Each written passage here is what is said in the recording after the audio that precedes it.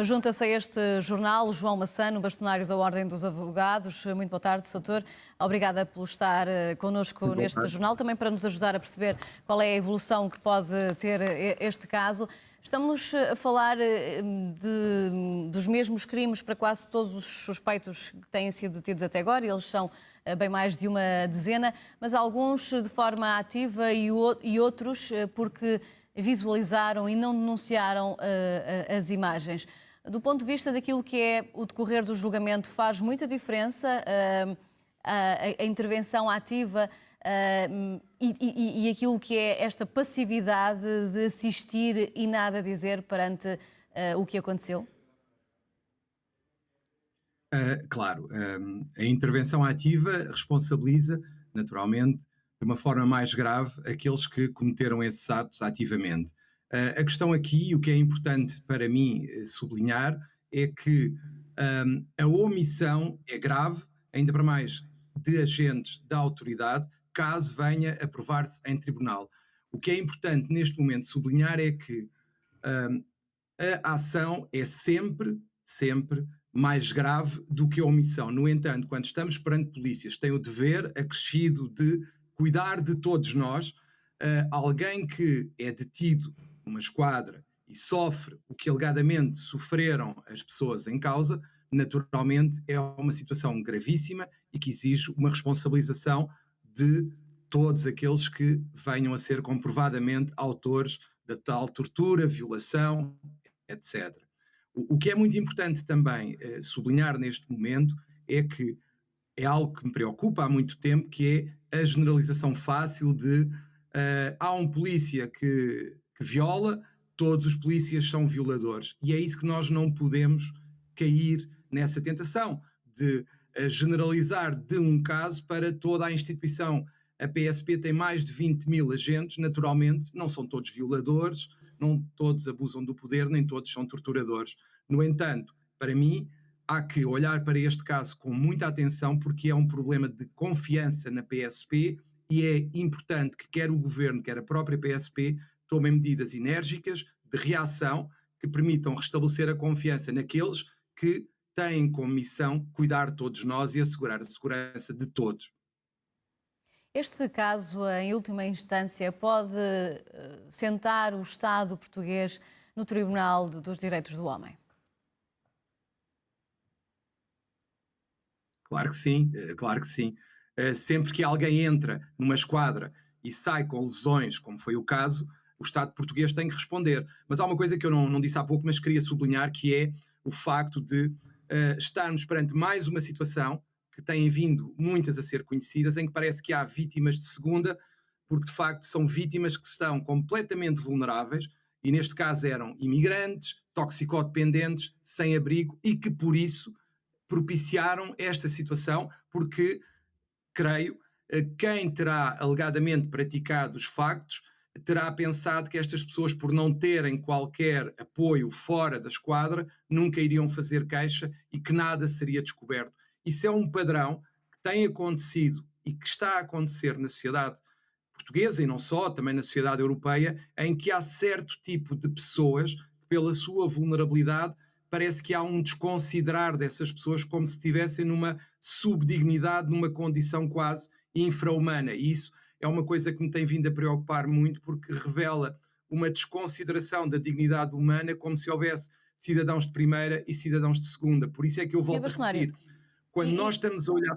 Diga, sim, diga, claro. pegando nessa ideia, o Estado, depois de conhecido o crime ou a suspeita desse crime, porque obviamente a presunção de inocência deve ser preservada e não sabemos ainda qual é que vai ser o resultado final deste processo, mas o Estado, depois de conhecer a suspeita desse crime, tem mecanismos suficientes, na sua opinião, para apoiar devidamente, juridicamente, estas vítimas? E há pouco, quando lhe perguntei se este caso podia chegar ao Tribunal Europeu dos Direitos Humanos, eu estava efetivamente a pensar também nessa dimensão, ou seja, até que ponto é que pessoas tão vulneráveis, com dificuldades económicas, conseguem depois assegurar a sua defesa até aos limites do que a justiça permite, sendo a justiça tão cara?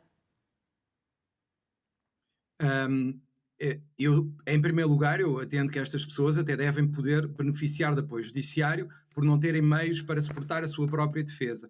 Agora, eu creio que atendendo à gravidade dos factos, o próprio Estado deve ter uma posição proativa no sentido dele próprio indemnizar estas pessoas sem precisar de um tribunal, sem precisar que qualquer órgão judicial lhe diga para indemnizar. A situação é tão grave que, se vier a confirmar-se, deveria exigir uma ação do próprio Estado imediata ou quase imediata a partir do momento em que se verificasse que os factos ocorreram, mas como disse bem, até haver um julgamento ninguém saberá. Havendo o julgamento e confirmando-se os factos, eu entendo que o Estado português deveria ter imediatamente uma posição de indenizar as vítimas sem precisar que qualquer tribunal o determinasse. Mas diga-me, permita-me só dizer o seguinte, que eu gostava de acrescentar, que é muito importante que o Estado olhe para este caso e aprenda com ele para o futuro. Não é possível que haja zonas de detenção nas esquadras sem câmaras, sem gravação de imagem e som, para que se possa proteger quer quem é detido, quer os próprios polícias, porque pode acontecer que haja simulação de agressões que na realidade não aconteceram, e as câmaras vão permitir, como também já muito se falou das body cams, mas neste caso, uma vez que aconteceu no interior das instalações, era de todo muito importante que passasse a haver gravação de imagem nestas situações para que as pessoas não caiam em tentação e não cometam atos que não devem cometer. Senhor Bastonário, deixe-me aproveitar a sua presença neste jornal para lhe fazer uma pergunta que o envolve diretamente. O Senhor Bastonário esteve a assistir ao musical Senhor Engenheiro, que relata aquilo que foi o processo de José Sócrates. Ora, através de uma fotografia que o mostra na plateia, José Sócrates enviou essa imagem para o Tribunal Administrativo do Círculo de Lisboa e pedindo uma providência cautelar, alega que é prova da inimizade que tem para com José Sócrates. Qual é o seu posicionamento perante esta atitude de José Sócrates? O meu posicionamento é muito claro e já disse até ao seu colega, ao Diogo. O que eu entendo perante este caso é que, mais uma vez, se tenta criar mais um episódio para o folhetim marquês e que se tenta arrastar a Ordem dos Advogados e o seu bastonário e, por inerência, aos advogados portugueses para um folhetim que, de facto, parece nunca mais terminar e que continua a ter cenas constantemente.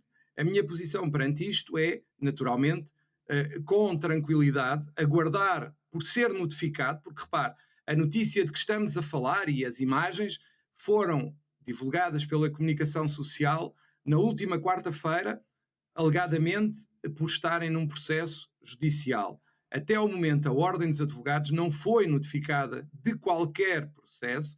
Naturalmente, aguardarei por essa notificação e, posteriormente, claro, irei tomar, se verificar que houve qualquer violação dos meus direitos enquanto cidadão, irei tomar as medidas necessárias se verificar que existe alguma relevância penal ou civil da situação. Até lá, terei naturalmente que aguardar, porque de facto este folhetim é um folhetim que alimenta a comunicação social, porque de facto tem cenas constantes e permanentes, mas a Ordem dos Advogados e os advogados portugueses, volto a repetir, nada nos move contra qualquer arguido, muito menos contra o engenheiro José Sócrates.